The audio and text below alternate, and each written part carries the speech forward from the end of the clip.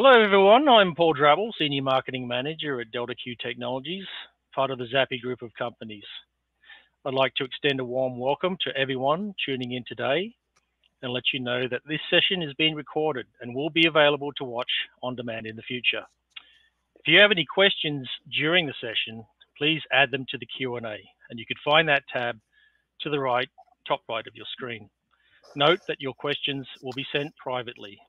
With that, I would like to introduce our speaker. It's my pleasure to welcome Max Khabur, Director of Marketing at OneCharge Lithium Batteries. He'll be speaking today about the digital battery passport potential implementation into the US battery industry based on progress in Europe. Welcome, Max. The session is now yours.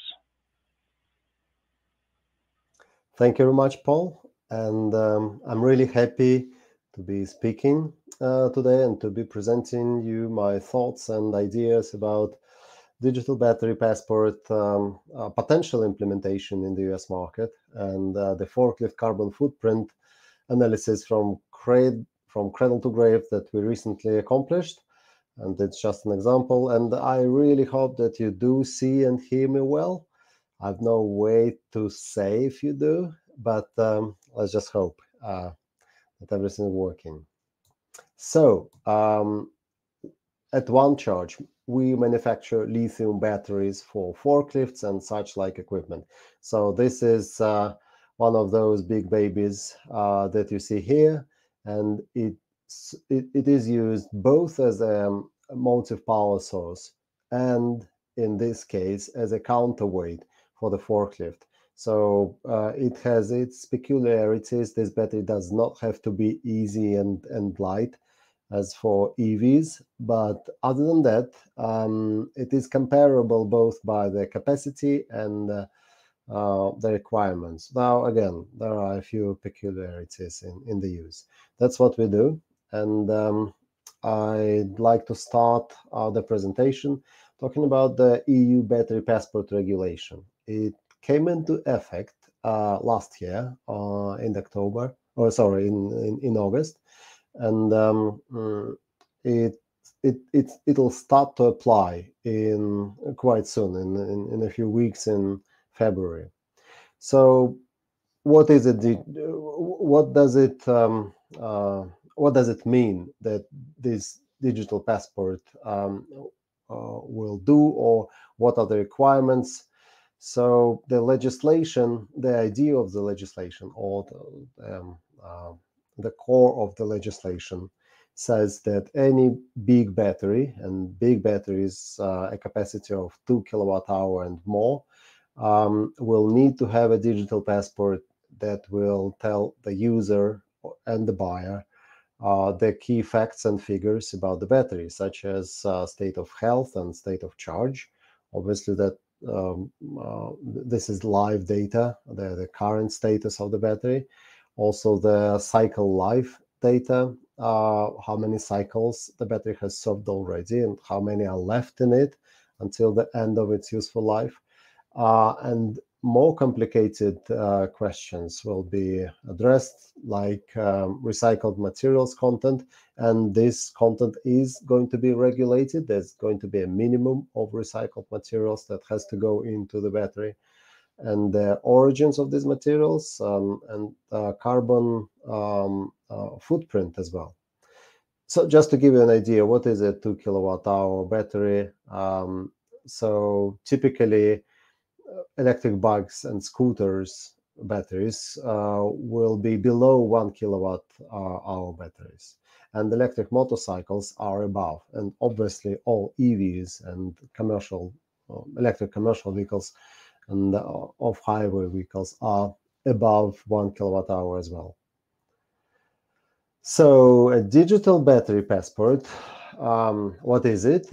As I said, it will provide the easy access to structured, reliable, and complete information about the battery. And the proposal of this EU regulation has it that the access to this information should be given to the users with a sticker or somehow printed QR code located on the battery, which you can scan and go to the website, to the web interface, and get all this information about the battery. So the good news for us as a representative of forklift battery manufacturers is that industrial battery manufacturers already provide this data to their customers. At least the bulk of this data is provided to the customers through an interface to BMS data for service or fleet management applications. So BMS is the brain of the battery, which has all this data, and it is already accessible to its users. So, which means it's just quick step of providing this structured data, because right now every manufacturer has its own data structure and provides different bits and pieces of data here and there. So just by providing the structured and unified approach to this data will do the trick. So what is already here and what is missing but will be required in EU? Obviously, the brand model and serial number are in the BMS data set, the capacity in kilowatt hours, the current limits on continued and maximum charging, overcharging and discharging, or also on over discharging current in amperes. Voltage in volts, nominal, maximum, and minimum, the state of charge in ampere hours, and the state of health, usually expected life of the battery, the number of cycles left. The chemical composition and cell origin, so whether it's LFP or NMC or an NCA or any other chemical composition. The compatibility and connection protocols, that's an important thing. The BMS usually has the pre-installed protocols of CAN integration with the charger and with the host vehicle.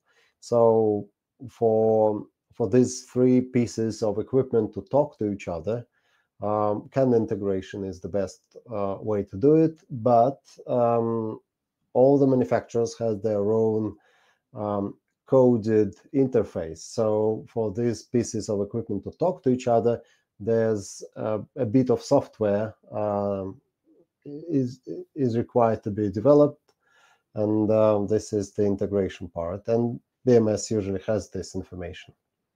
And of course, safety information, like general information and some specifics about the model, etc., etc. So what's missing? Right now, no one is reporting carbon footprint, and there's no carbon footprint declaration. And the share of recycled materials used in manufacturing, including cobalt, lead, lithium, and nickel. And there's one interesting thing that EU regulation has is a requirement for the software reset function in the BMS for a potential reuse, repurposing, or remanufacturing of batteries that require uploading of different battery management system software.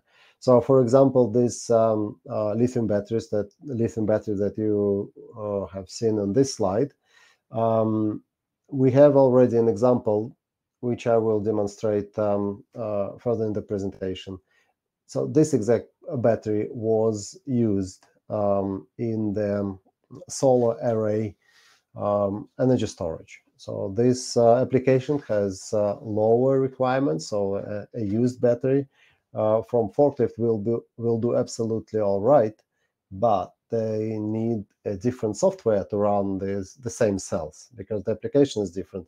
So we obviously used a different route, but EU legislation has it that with a simple button, or well, maybe a command, the BMS will be flushed and the new program can be installed in the same BMS, which was not the case in our case study. So how is this applicable to the US? So this missing carbon footprint data is going to be required very soon. I'm not sure if you've heard of it, but in California, the Senate Bill 253 is a renowned thing. So it says that companies with over 1 billion in annual revenue will have to publicly report not only their scope 1, but also scope 2 and also scope 3 greenhouse gas emissions starting in 2026. They will be reporting the 2025 data. So next year they will have already they will be required to start collecting this data. And scope 3 emissions often account for more than 90% of organizations' climate impact, and are notoriously difficult to measure. Well, this might not be affecting industries like logistics, and this probably is more true about this 90% of scope 3 emissions, maybe for I don't know, internet companies, tech companies. Anyways, it's a big chunk of greenhouse emissions, and it's important to have it, to be able to report it correctly. And this is one thing where digital battery passport can help.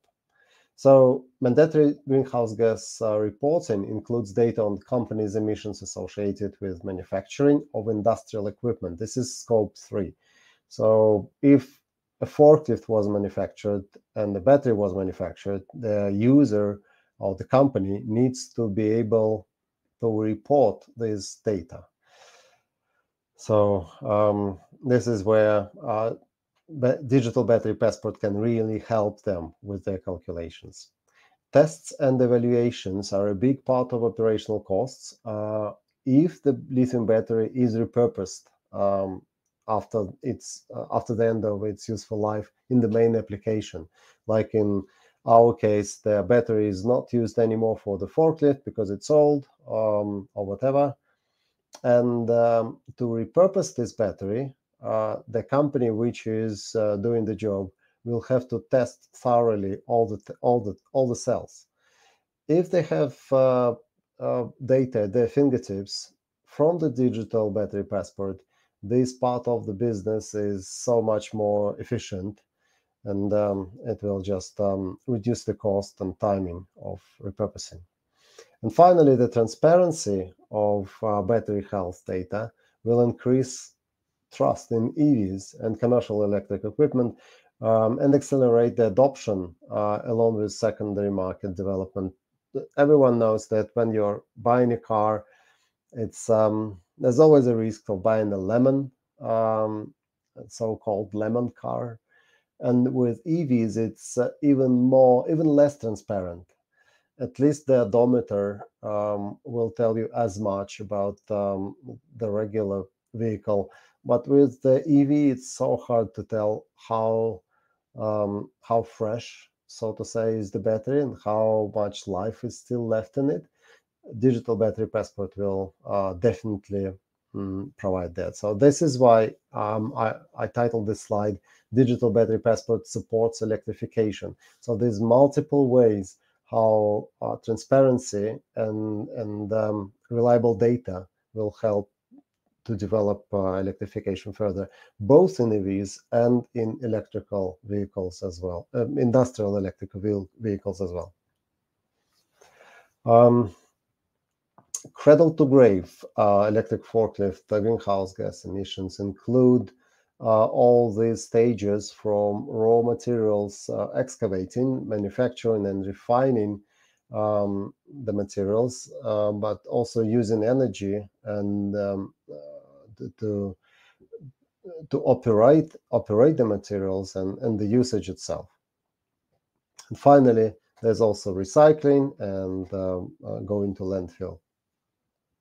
This is the total of any equipment emissions, and forklift in particular. So scope 1 is the usage emissions.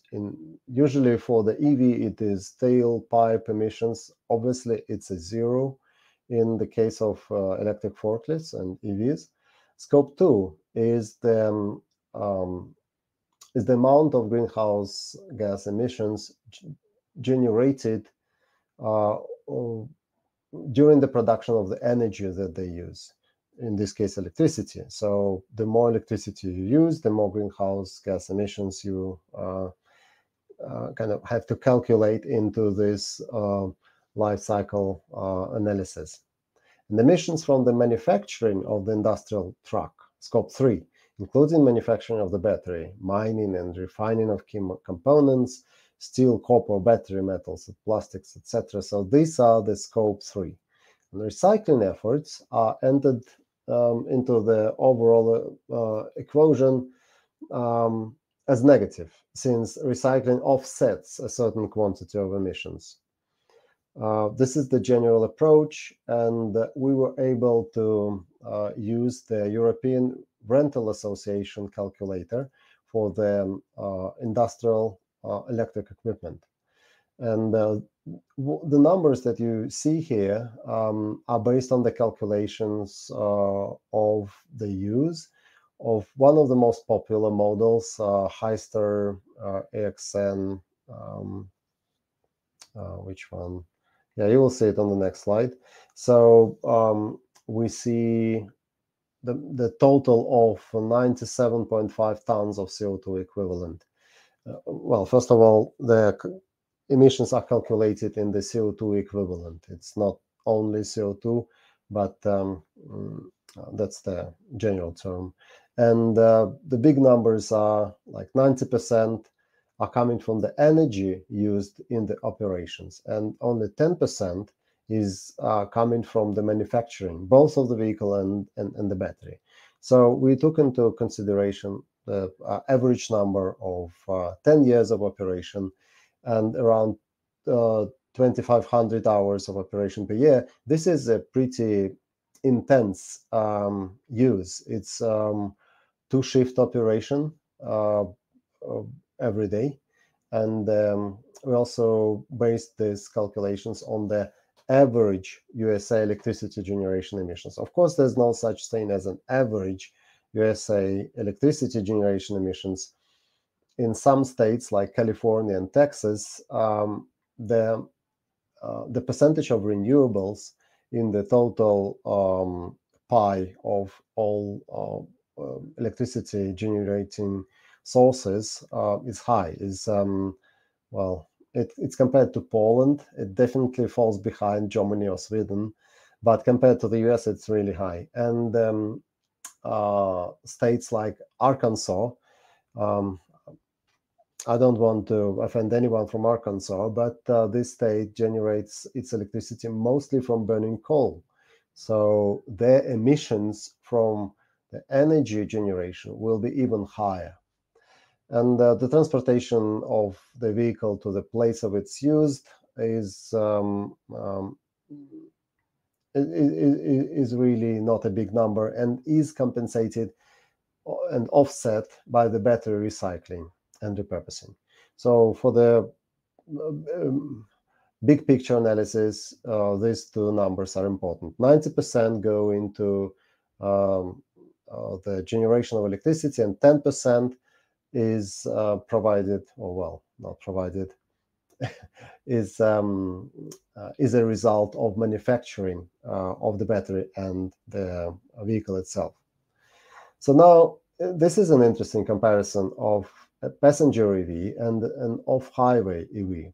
This calculation was made on the basis of 16 years of use, so we had to extrapolate the use of electricity by the industrial vehicle here.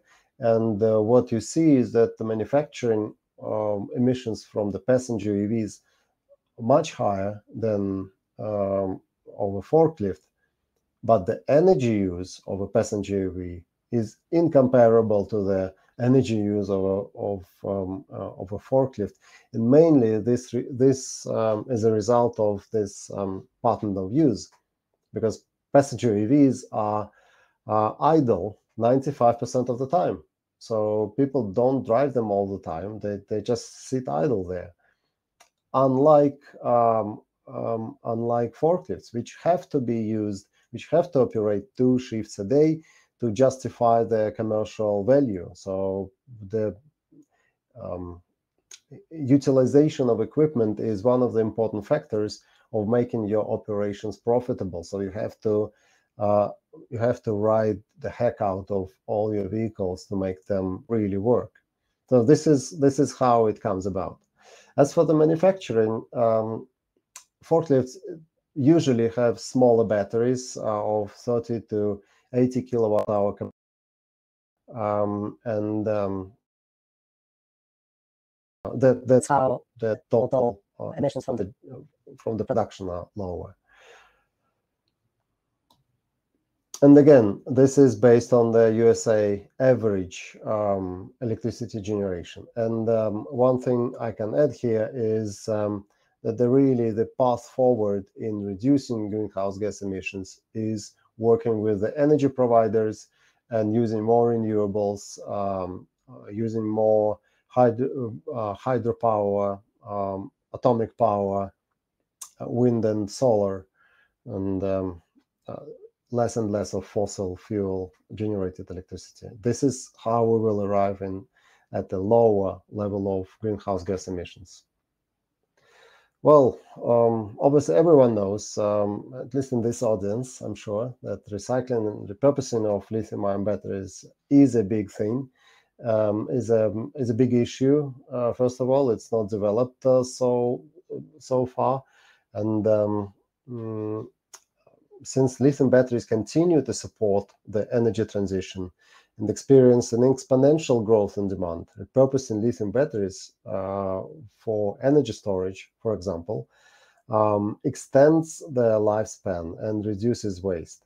So it's important that we repurpose the batteries from EVs and forklifts, both to reduce waste, so that batteries don't go to the landfill, and also the extended lifespan of each individual battery means that the next battery is not produced, and that's how we use our resources wisely. More than that, the repurposed lithium batteries, when used for energy storage, also decrease the total cost of the system. And it's just making the energy transition cheaper and more economically viable and faster. Important thing to understand is that recycled materials in new batteries will only constitute less than 5% by 2030. So there's a few factors coming in here. So first of all, the significant numbers of used lithium batteries will only start accumulating in a few years. We have, as an industry, have been around for maybe 10 years, but at least in forklifts, we were gradually starting from crawl to walk, and we are not even running yet, and probably we will start running in a few years. But really the numbers of batteries coming back for recycling are not there. And the cycle life of EV batteries is 10-15 years, and they're growing, and it's about the same in forklift business. So the secondary supply from recycling will not have a major share for lithium, copper, or nickel, and especially if you have seen lately the cost of lithium, I wouldn't say drop, but a big correction compared to 2 years ago, when the lithium carbonate really shot into the sky with 600% increase. So these days are gone, and now the cost of lithium is quite affordable. The batteries are getting cheaper, and in many cases, it's even, well, the companies are switching their operational model from using recycled or repurposed batteries to new batteries because they're just so affordable. So what you see here is a scheme of, or let's say a general scheme of how repurposing captures the residual value of battery cells. And this is a real case from OneCharge, where I'm working, and we are the OEM battery manufacturer. So the step number one, we have this battery. And this battery comes back to the shop, but it can come back for many reasons. One of them can be that the battery, especially this battery, in this case, it was used as a demo or a test project, and it didn't go, it just didn't stay in this plant. The battery was replaced by a bigger one, and this battery came back to a shop. So what to do with it? It's not new. We cannot sell it to anyone else. We cannot dismantle it and use the used cells to create a new battery, because that would be, again, it wouldn't be acceptable for the new buyer of a new forklift battery. So we made a contract. We partnered with Blue Water Battery Logistics Company, which is a recycler responsible for making a decision whether this battery is going to a landfill or it can be given a second chance.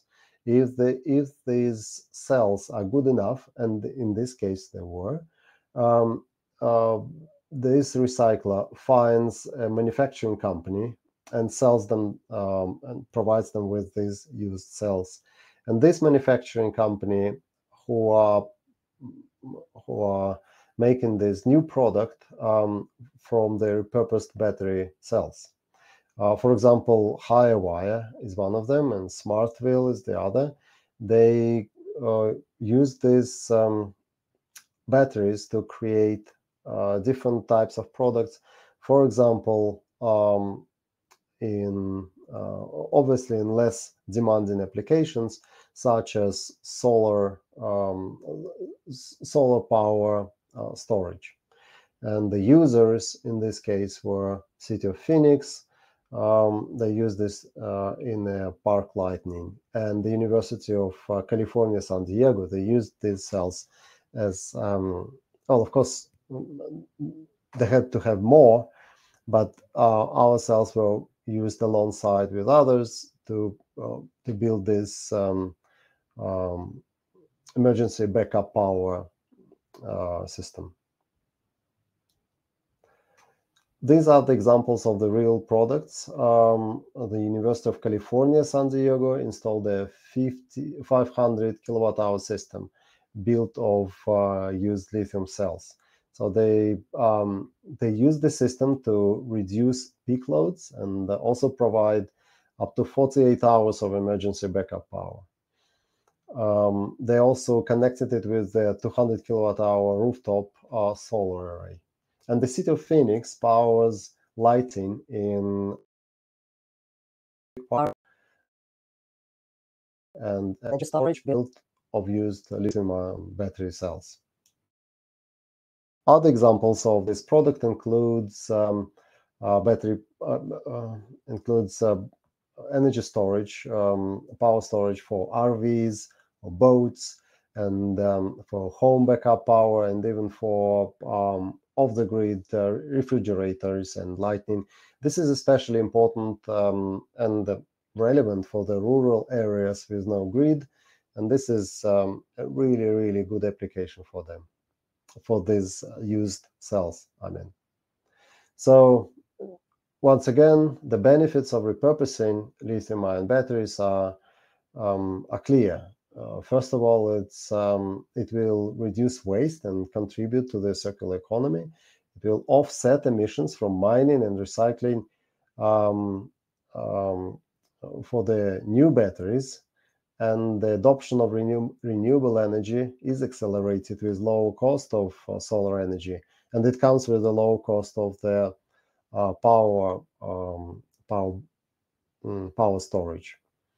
Of course, new business opportunities and job creation is an important thing, and for us as an industry, it's a good thing for everyone, but especially for us.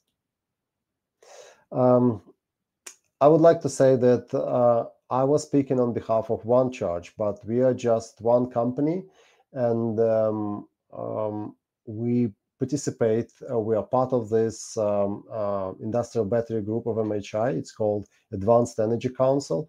And you see bigger names than us in this group: Toyota, Raymond, and TWS, and Electrovaya, Crown, Enatel, Flux Power, Green Tubes. I won't go through all the names.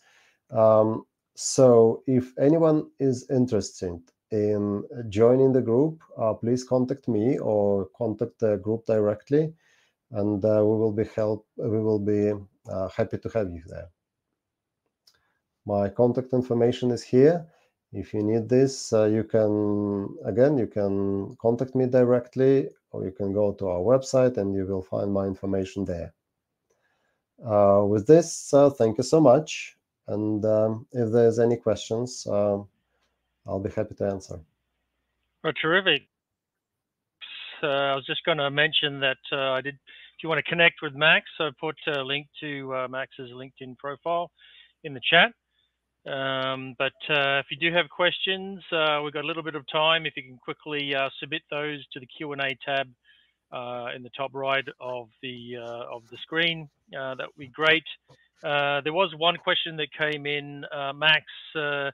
Do you know of any interesting case studies that perhaps come to mind that really highlight the incentive use or application, incentivize the use or application of this digital passport? I don't think so. Digital passport has not been implemented yet in Europe, and here in the US, it's not a demand. The way I see it is, the faster we will implement this, the more, let's say, the more influence we will have on what are the actual legal requirements are. Because it's, from my point of view, and also I think it's a common sense, that we better develop these standards ourselves and bypass some of the extravagant requirements from the government, which are not part of the industry. They may not be quite aware of our problems and capabilities. So the faster we will do something like that, the easier and smoother it will go into real life. And this is an incentive from my point of view. Just need to be proactive and understand that it's coming anyways, and we need, as an industry, to move quickly and develop this digital passport and start using it. Okay. All right. If anyone is interested in learning more, are there any other resources that you can suggest that they look at? Our website is a good one. Okay, so Sorry for OneCharge, saying yeah. it, but this is true. Yeah, I was writing a few articles about this, and if you're interested in this calculation of carbon footprint, there's a detailed description of how we did this, and some general observations on the topic. Battery passport as well. So you can find both articles on our news and blog page. And there's a few other things there. So yeah, that's a good place to start. Okay, great. I just have a question that just popped in. How do customers justify return on investment when purchasing these energy storage systems? For example, like what University of San Diego did, or Lithium's Second Life? Well, it's not the commercial, how to say this. This is the prevention rather than making money, right? So the return on investment would be the uninterrupted operation of the university during the power outage. I don't know if it's for home use, then the return on investment will be the fresh produce in your fridge. So this is the cost of the goods that didn't go to waste. This is the return. How much it will cost to install this system is a different thing, but with a mandate to have more and more renewable energy in the total energy mix, you're just helping to get to this goal of the state. There's no direct incentive, as far as I know, to install repurposed energy storage, but it just costs less. So that's the return. Okay, great. Right. I don't see any more further questions that have been submitted, but I think so. I guess that brings the session to an end. Thank you, Max, for presenting My pleasure. very interesting presentation, and thank you to everyone who took time out of your busy day to tune in to our Future of Electrification conference. So hopefully we'll see you again on other sessions that we're going to have for the remainder of today and also tomorrow. So. Wishing everybody a great day, great evening, and we'll see you soon. Thanks very much.